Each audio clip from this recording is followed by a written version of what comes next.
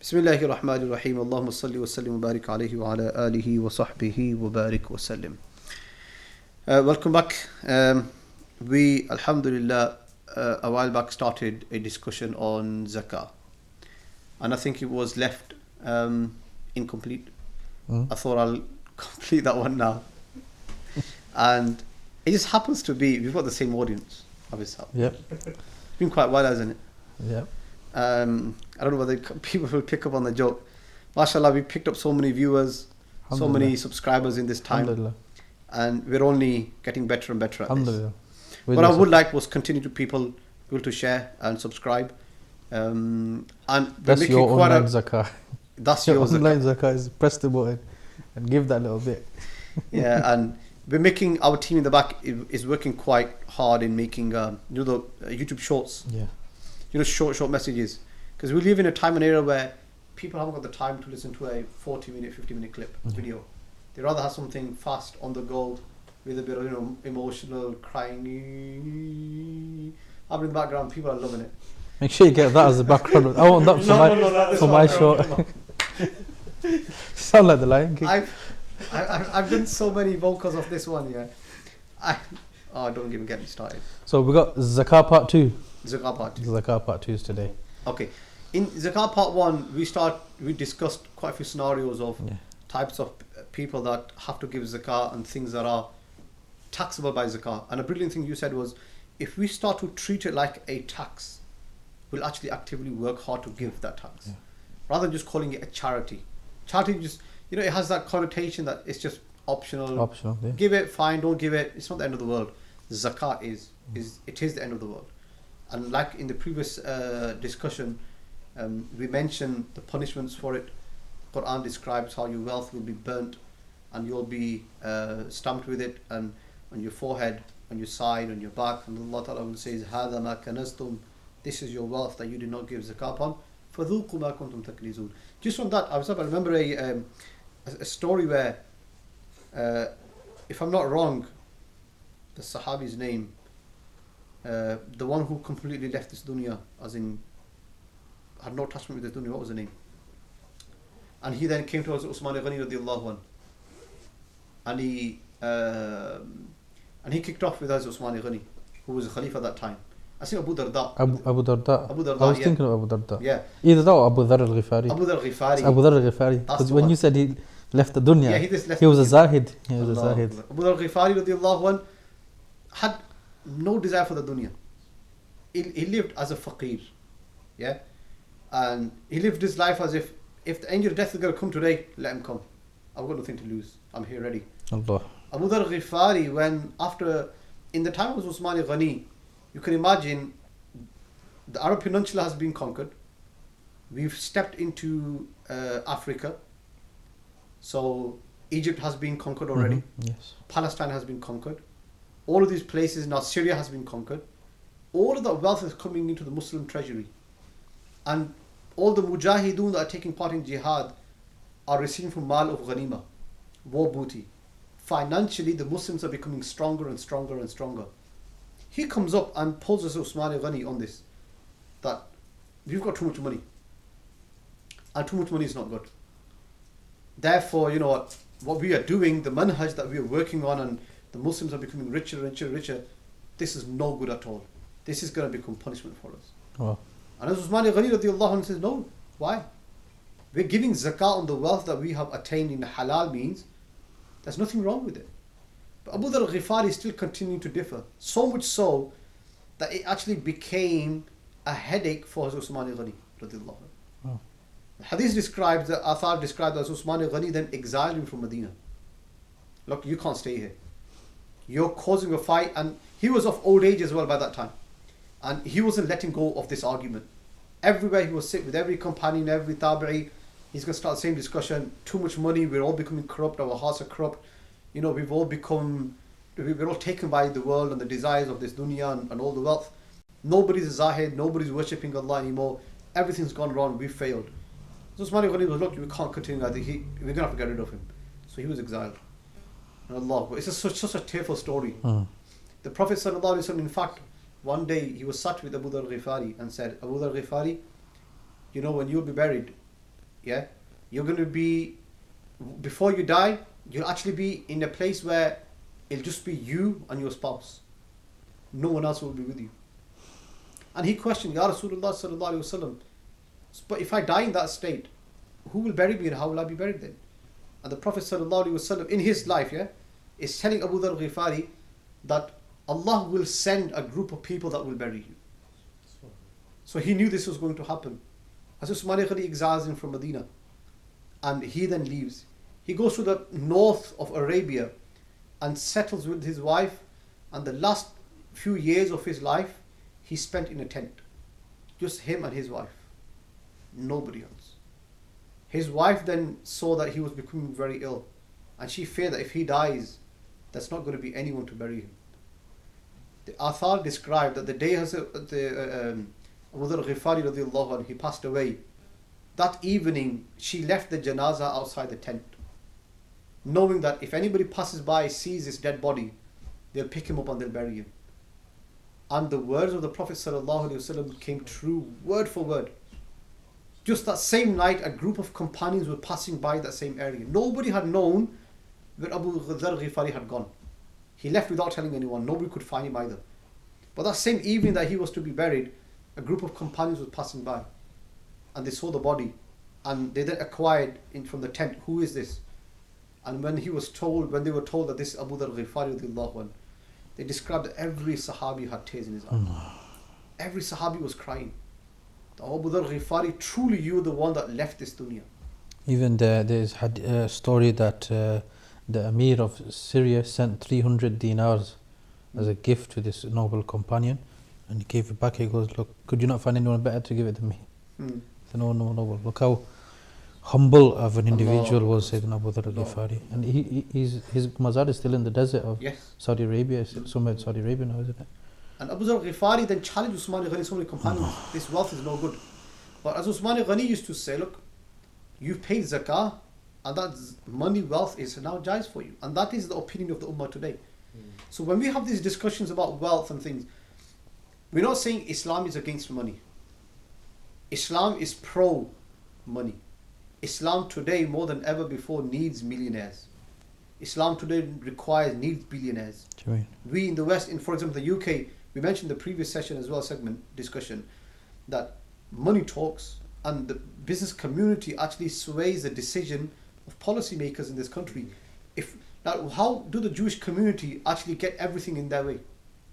Because they've got powerful people sat in powerful positions, and because they have so much wealth behind them, they can actually dictate what becomes the law, and so that the law is navigated in order to support their community. If Muslims had that same type of wealth in this country, we'll actually be in that position where before they decide to legislate against the Muslims, they'll actually take the opinions of the Muslim business community and ask them, where do you stand?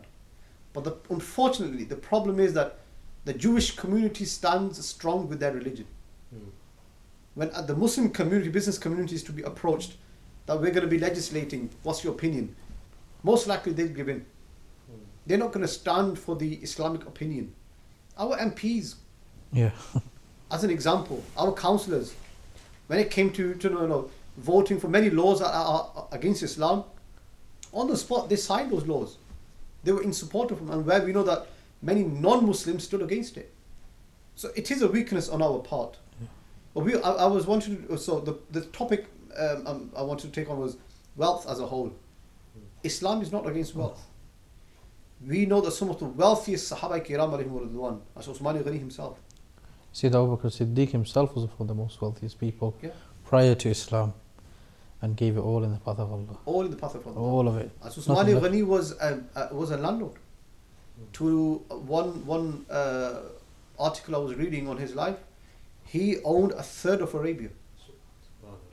Mega landlord. That's like 3 times of the whole of England, UK put together.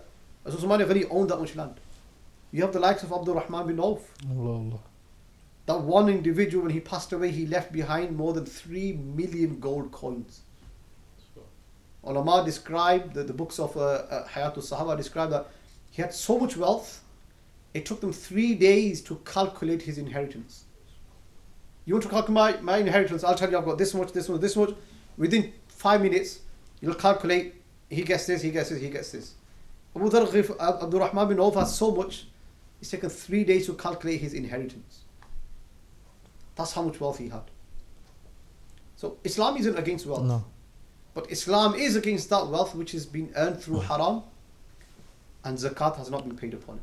Yeah. And that the wealth doesn't enter your heart. Of course.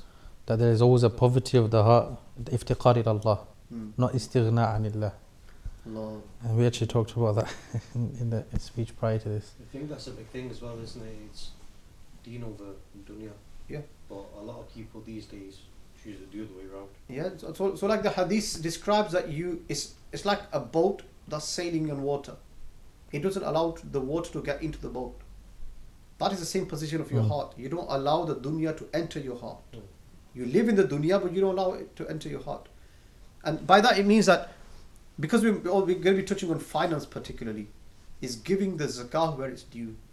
And an extension of the previous discussion a while back, which was the outlets of zakah. Who needs to be paying zakah? We talked about we talked about so many things, man. We talked about pensions. We talked about people who have properties, cars, and youngsters that have money at home, savings. They need to be paying zakah. A question which came from the audience in that segment was, how do you give zakah on business? So my understanding and my read on this subject is that you pay zakah. So if you're, let's suppose you've got a small corner shop. Okay. You're making burgers, or let's suppose chai wala or whatever shop you got, where you're actually providing a service. Okay. Yeah, food or something like that. The principle which you must remember, everything that's going to become part of the end product, which the customer takes away, is taxable by zakah. So go behind the counter, at the back, you don't pay zakah on the machinery you have. You pay zakah on all the packaging. If it's a burger place, all the buns, all the meat. You've got, let's say it's a cake shop. Yeah, all the packing, the wrapping, all the icing and whatever's going to become part of the end product, in whatever quantity you may have in stock. You add all of that. When it comes to your zakah end date, you'll add that to your savings and you will pay zakat upon that. So that's how businesses works. Another example is, you've got a shop, Okay. a groceries. To my understanding, they work in two ways. A lot of the products that are shelved are those that you have bought. They become yours. The other type is, they're not yours. They've been rented on display. If sold, you will pay them. If not sold, the products are sent back. So let's suppose a cash and carry. They've got wheat, they've got rice and all these things. Yeah, oils and whatever. Wheat, you said, yeah. Eh? You said wheat. Wheat? Yeah. What is it? Did you hear something else? That T wasn't as clear. Okay, sorry. The hums in the ta needs to be more clearer. The flour, the wheat, the atta, chapati, rotiyan, yeah? Yes. Oh, yeah, salam. And all the rice and stuff. So majority of those things are rented. Yeah. So if sold, they So pay the owner doesn't actually own it. He doesn't own it. Okay. So who pays zakat upon it? Who pays it? The manufacturer pays zakat upon that. Or the middleman who's delivering, who has bought it from the main place of production, The distributor. the distributor, he pays zakat upon it because it's still his.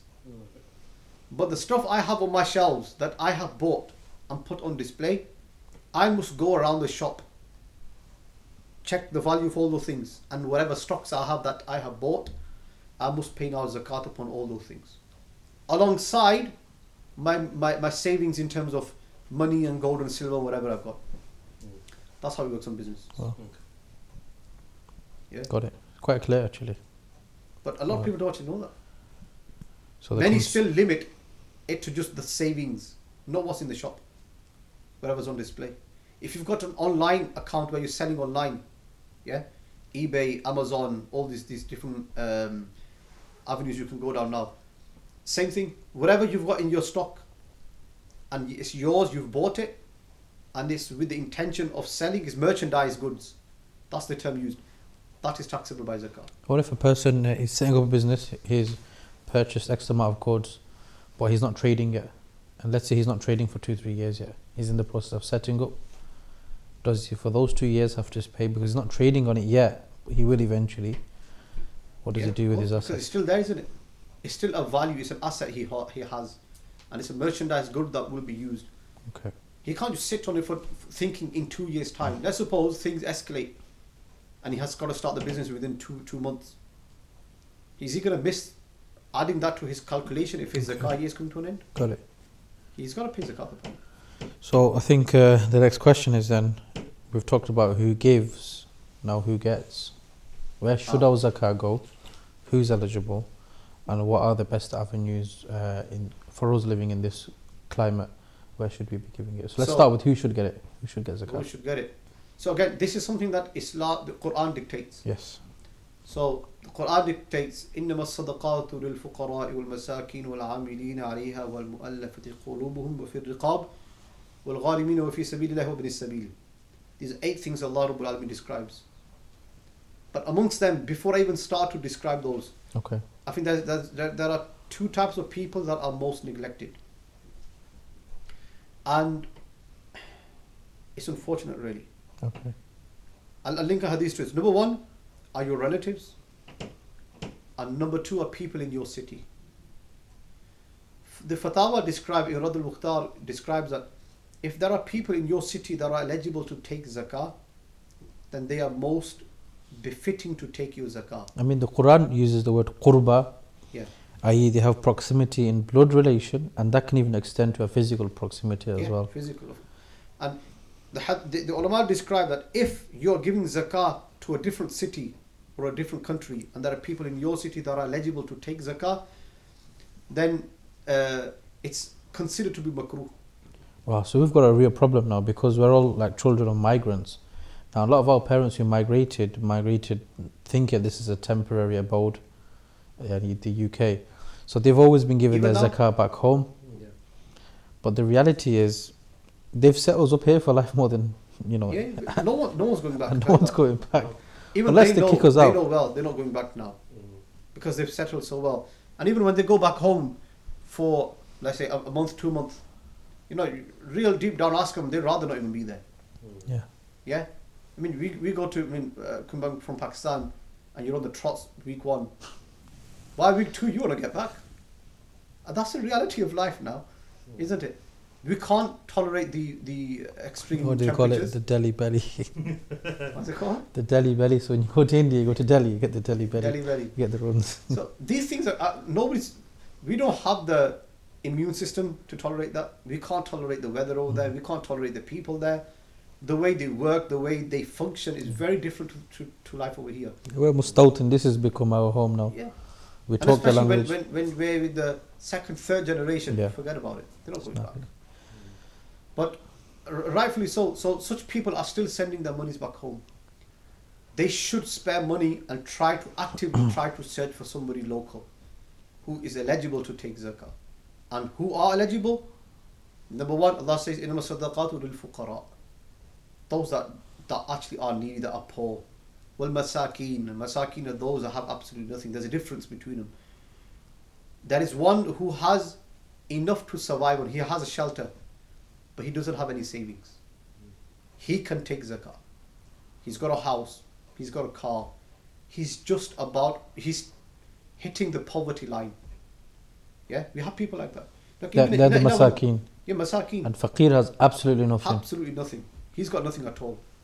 We have people like that. Yes. For example, in our madrasa, there's a parent that came to us at MCM, and Allahu Akbar. Honestly, I was shook to the core. So on his phone, he pulled out his mobile app, banking app, and he said, Hafiz, I've only got £60, and I've got to survive another 2 weeks. I can't pay the fees, madrasa fees. Yeah, Rob. He goes, this is my financial situation. And he opened the app to me and showed me, here it is. He goes, this is everything I've got. And we recently had a fee increase. Yeah. But that was in line with obviously the cost of living and energy bills and everything for the masjid going up. And it's becoming expensive. But Of course, for students like that, we do have an exemption policy. Definitely. Yeah. One of the policies, I mean, MCM runs quite confidently, and we're proud that we have a policy of such, that no child will be deprived of education, of knowledge, because of finances. Alhamdulillah, we have people like that who are financial donors. They will pay, they will give money, they will, like, what's it called, sponsor. Scholarships. Yeah? Scholarships. Sponsorship. Yeah, we have students like that are on scholarships, and there are people in the background that are paying for that stuff. But the reality is, we have people like that here. Yeah. Whether somebody shares it or not is a different thing. Many of us, out of their honor and dignity, will not share their financial struggle with you.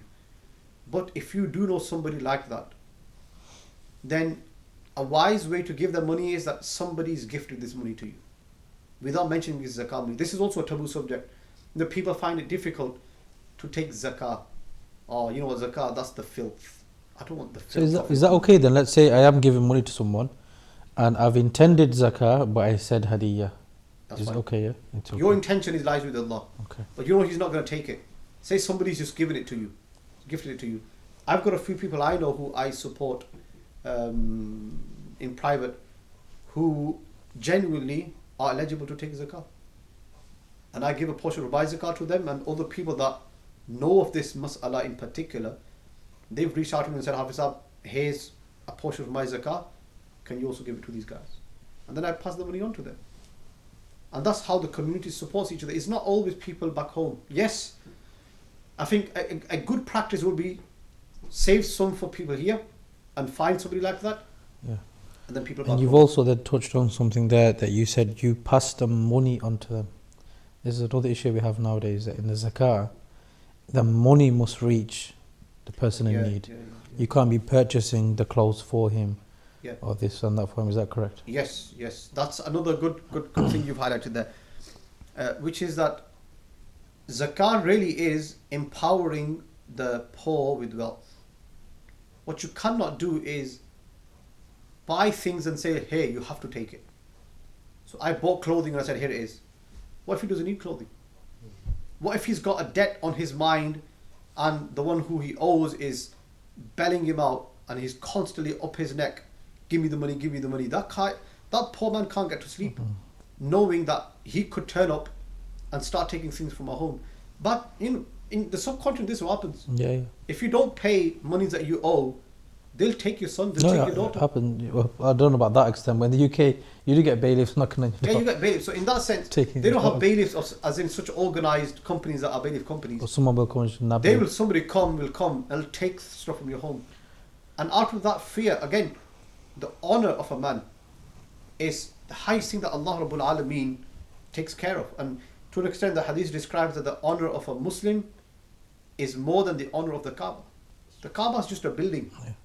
But the honour of a Muslim, the izzat, the ghair of a Muslim, has more value in the eyes of Allah than just the building of the Qibla, the Kaaba itself.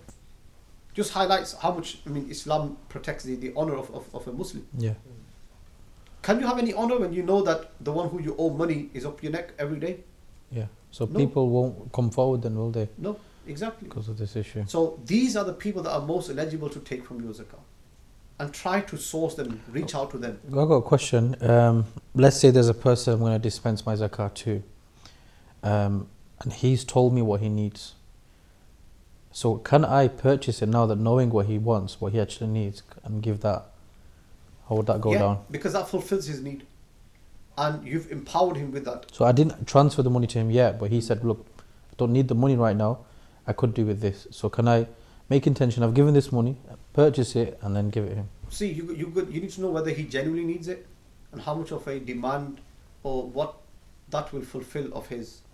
But if he's saying that this is what he needs, then yes, you can Yeah, contribute because your there's zakat an to actual that. case where there's someone who I know who's got friends in Syria, and Syria is different to Turkey. Yeah. Now in Turkey, whatever donations were given, Turkey still has an infrastructure in place where you can go to a shop and buy things and give it to those in need. Syria's got nothing, so they're saying, don't even give us the money, we can't do anything with it. Yeah, buy us things. Buy us the things itself. Yeah, that's fine. Buy it in Turkey and bring it to us in Syria. That's fine. So that can be done, yeah. Yeah. Okay. I think an element of that, what we can touch on is the mas'ala of tamlik. What do you mean? Yeah, possession is, in the Hanafi school, is a plays a big role in zakah. Yeah.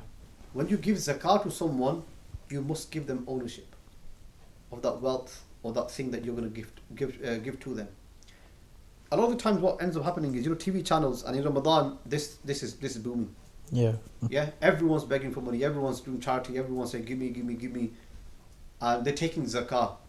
So they're taking fitrana, they're taking fidya and things like that. These require tamlik, ownership. For the fulfillment of your zakah, it's not sufficient for you to pick up the phone on the hotline and say, "I'm donating £1,000," and then they'll be takbir, mashallah, brother, mashallah, you've donated. And they're going to use that towards, let's say, a pump, building of a masjid. Zakah cannot be given to places like that. So it has to be to a person. Has to be to a person. He must have possession, ownership. It's, the word I use, empowerment. You're empowering the poor person. When you build a well, and that well is going to be used by the entire community, has anybody gained any financial wealth or has been empowered with any money, with any wealth? No. That's like a communal asset. It's not an individual one. Therefore, zakah is not fulfilled. So, you've given your zakah, but with Allah, that zakah is not accepted. It's still pending. There's no reward in it. So let's say that happens then. So Is the it next an year, icon? Yeah. next year you find out that it's not accepted. Would you then have to pay your zakah again? No, you don't have to pay the zakah again. But in the Allah, you know that if you had known the mas'ala, and you still gave it to that charity which was building a masjid in Syria, let's suppose, or in Turkey, your zakah is not accepted. So out of taqwa, would you give it again? Out of taqwa, yeah. That reminds me. That leads. Fatwa is zakah is done, Yeah. but there's no reward. In the Allah, it's not been accepted. So what about then? You've got now there are certain TV channels in the name of Dawah who take people's zakah. What's the hukum on that? Same. You cannot take it for dawah purposes. And I know there are big TV channels out there, and even There's a specific one social that media I'm accounts. sure we all know. Yeah, people have social media accounts. Give your zakah. We've converted so many hundreds or thousands of people to Islam, and we're going to use it to print literature, to preach, so we can go out to these But far outland so areas where nobody has gone. and I we're gonna quizzed preach one of Islam these there. lot. I quizzed one who I know on Instagram, and he Go on. said, "Well, the Quran says wal mu'allafati qulubuhum," and so the zakah can go to those who are on the edge of converting, is how he's translated it. And so, if your zakah, you know that your zakah is a reason to push him towards converting to Islam, then they're saying, well, the Quran's allowed that injunction. Because وَأَلَّفَتِ قُلُوبُهُم is now mansukh. It's mansukh in the Yeah, and this is the ijma' of the ummah. All four imams are upon this ijma', and even from the times of the Sahaba Kiram, this is the ijma' of all the companions that these words, وَالْمُؤَلَّفَةِ قُلُوبُهُم, the implementation of it is now discontinued. Recitation remains, but the implementation of it is now discontinued. We cannot use money now. So at the time of the Prophet ﷺ, there came a point where, in order to draw entire villages to Islam, the Prophet ﷺ offered them some financial gains. And it was an option described by the Quran. It was used in the life of the Prophet ﷺ. But when the conquest of Mecca took place, after that these words now became mansukh, because now the majority of Arabia had accepted Islam. In the time of Umar Farooq, like we said, we've stepped into Africa, into northern Europe as well, and Asia. Now there was no more need to financially entice somebody into Islam. But to use that today, that's what takes you out of the folds of Ahlul Sunnah. The four Imams and implementing what they had considered to be consensus upon makes Ahlul Sunnah wal Jama'ah. yes. When you step outside of Ahlul Sunnah wal Jama'ah, that's when you'll have trouble. None of the companions are on your side, none of the scholars are on your side, and you're just taking one word from the Quran. Yeah, this is one of the issues. It's a Literalism. big issue out there. It's discontinued. And in that, look at it. Again, using the same term, you've not empowered anyone with wealth. You're preaching. We're preaching right now. So does that mean we take zakah now? So I can buy a third camera, I can buy a better equipment, I can buy the latest editing softwares. Can I do that? No. No, all we need is subscribe. That's it. Yeah. Just That leads right on to back now to another the- issue then. Within the ayah, Allah describes وَالْعَامِلِينَ عَلَيْهَا. So those who are part of the distribution of zakah, they have a right to some of the zakah itself. So how far does that go now in modern times? Because we've seen major abuses of this. We've seen Major abuses. people who are getting first class flights and staying in the 5-star hotels because I've got to go give the zakah myself. So they're using the zakah money to do that. What's the hukum? I have actually heard one guy say, Okay. well, I needed that first class flight because things are difficult out there. I needed the rest. So I needed to spend and get a good hotel room and this and that. It's because I've got a grueling day of going and distribute the zakah in the villages. And what about those that are living there in those circumstances all year long? Are they not befitting to have 5-star This hotels? is how far it's going, yeah. I personally have heard of major abuses of such. We have to strike the balance, and whatever is ethical and moral. There isn't really a percentage described of such, of how much you can take and how much you can't take, but whatever's ethical and is justifiable. But first class tickets, it's not justifiable. So that leads us to another 5-star issue. hoteling. We've got this issue now where charities are not actually clear on what their donation policy is. How much of my money will even reach the poor or the needy, I should say. It's not clear, and the homework is upon us. The homework is upon us people who are going on these websites. You really need to look into what website, what company, who owns it, what's his name, is he even reliable first and foremost, where they're distributing it, and all of those things. We really need to do our homework in this regard. A lot of us become emotionally blackmailed, and I use that term intentionally. They show you clips, images, crying children with severe disabilities, and Allah, they'll make people drink from that dirty water just to make a clip. Why not give him fresh, clean water? No, please drink it so I can make a video of you. So when you're making that community do acts of such, just for your publicity and for your viewing. So when you now play it on these, especially in the month of Ramadan, at times of iftar and suhoor, and you're shouting out takbeers and all this stuff is happening, and you're emotionally blackmailing people like that, what are you really getting out of that? It really hurts me to see how, but because charities like that is so easy to give money to. Pick your phone up, transfer of money, job done. MashaAllah. And you've had a few takbeers on screen take place. And people get happy over that. You know, people that sit on screen to ask for money. Per night, I know, personally know, and I've dealt with cases. So these are not figures I'm plucking in thin air, or neither am I just doing it to get people emotional over this. But in reality, for a 4-hour appearance on any of the TV channels, they're paying up to £6,000 a night. Wow. To just sit on screen and shout those takbeers and get those calls coming in. Let's suppose a charity, for argument's sake, only makes £6,000 in that evening. And people are giving their zakah, their sadaqah, their fitrana, their fidyas. You've just contributed just to have them sat on the screen shouting your name. Has even a penny without gone to those that were mustahiq, that were eligible to that are actually waiting for your zakah? No. And on the 27th night, when people give the most, these charities are paying up to £15,000 for one night to be on screen. This is how this business is actually running. So many people have become millionaires, have become financially stable after establishing their own charities. How? I thought that was money that's going to be sent to the poor. What does the Quran say? Where الَّذِينَ in the middle يَأْكُلُونَ has it أَمْوَالَ النَّاسِ. Those who eat the people, the wealth of the people. إِنَّ الَّذِينَ يَأْكُلُونَ أَمْوَالَ الْيَتَامَى ظُلْمًا إِنَّمَا يَأْكُلُونَ فِي بُطُونِهِمْ نَارًا. Those that eat the wealth of the needy, particularly speaking of yatam, the orphans, ظُلْمًا, oppressingly, إِنَّمَا يَأْكُلُونَ فِي بُطُونِهِمْ نَارًا. In reality, they've only filled their stomach with the fire of Jahannam. That's what the Quran is describing. And the wrong practices in our community, there's no accountability of it. So mentioning of how much can they really take is whatever they can justify on the day to do. If they can justify it, then by all means take it. Yeah. What I was going to say was, so see these charities, obviously they have to have a wage, etc. Yeah.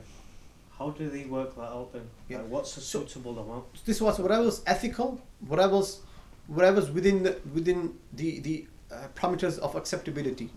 So if somebody's going to get a £10 an hour, which is slightly above the minimum wage now anyway, maybe acceptable. But for that same person doing the absolute basic administrative work to be given £30 an hour, it's not justified. Over here, you can have a normal office, yeah, and you've got to pay your rent for the offices or whatever. That you can take out because that's part of your admin work. That's where what Hafiz was mentioning. Quran describes those people that take zakah, even in the time of the Prophet ﷺ and the time of the companions. People that had the job, their day-to-day job was to go around and take zakah. They'd be paid a wage for their hour, for their work. And it was taken from people's zakah. Out of the Muslim treasury, he would be paid. That's jais. But what we're mentioning here, particularly, is the abuse of that. Yeah. But everything's got to be 7-star travel, 7-star food and everything, and all they're doing is one day of shooting, a bit of filming and distribution, come home and then blackmail everyone with these emotional videos. This is what's wrong. What you really need to be looking for, and what Hafiz is touching on, is those charities which have 100% donation policy. Yes. Where they know that even those that are working are being paid out of somebody's pocket. Money is not going from the charity, the money that's been collected for that charity purpose. That's what you need to be doing. But even better than that is the first thing that I highlighted, which was that if you are going to give zakah, give to family members and give to those in your city that you know are eligible to take zakah. Another aspect, giving to family members. Allah Akbar. The hadith describes that a sahabi came and asked, Ya Rasulullah sallallahu alaihi wasallam, I want to give in the way of Allah. And the Prophet sallallahu alaihi wasallam said, do you have family? Any family members? So you can't give zakah, by the way, to your children or your parents. Usul and furu' you can't give. Other than that, your siblings, aunties, puppies, dais, mamme, whatever, you can give it to everyone. But you cannot give to your sons, daughters, directly your descendants and above. You can't give to them. So these are the people you should be looking out for. So the Prophet ﷺ asked his Sahabi, do you have anyone that is eligible? And he said, yeah, I do. The Prophet ﷺ said, why don't you give it to him then? But yeah, with family at times, it becomes difficult to give a family member a zakah. But if you have family like that, the Prophet ﷺ said, if you give it to him, Allah will reward you double. You get double the reward of that sadaqah that you're giving. One reward for the zakah you give, and one reward because you're establishing family ties. Silatul Rahm. You're getting double the reward. So that means you have to now source and seek out people like that. Back home in our countries, circumstances are difficult. Those that know for example, the economy right now has dropped so badly. In the last last year particularly, a pound to rupiah is now over 345, isn't it? Yeah, life is very expensive up there. People are really struggling.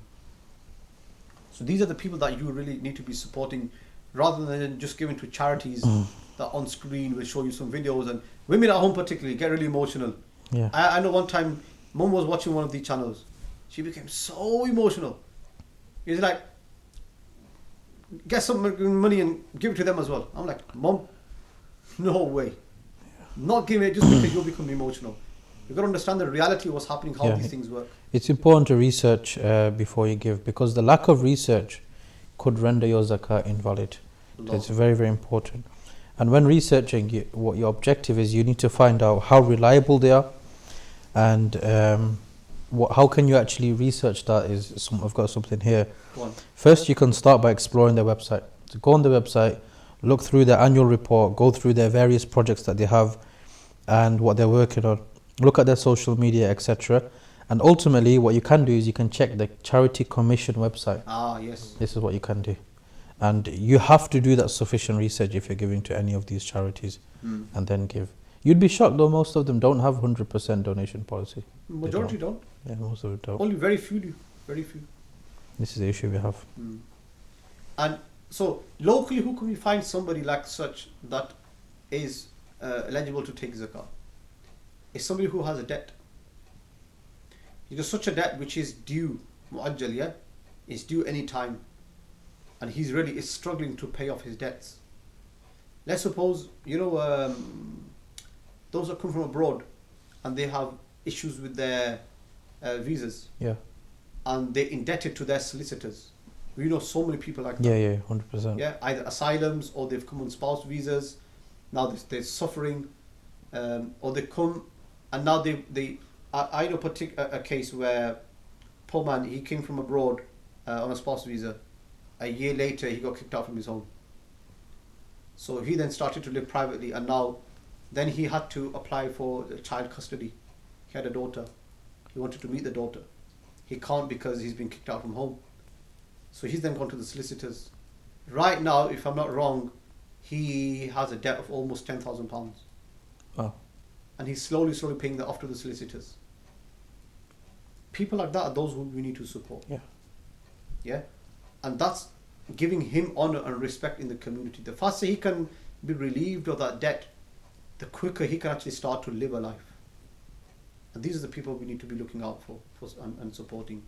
If you know there are charities that support homeless here, okay, another one. You have to give zakah to a Muslim. Yes. Again, I repeat, you must give zakah to a Muslim.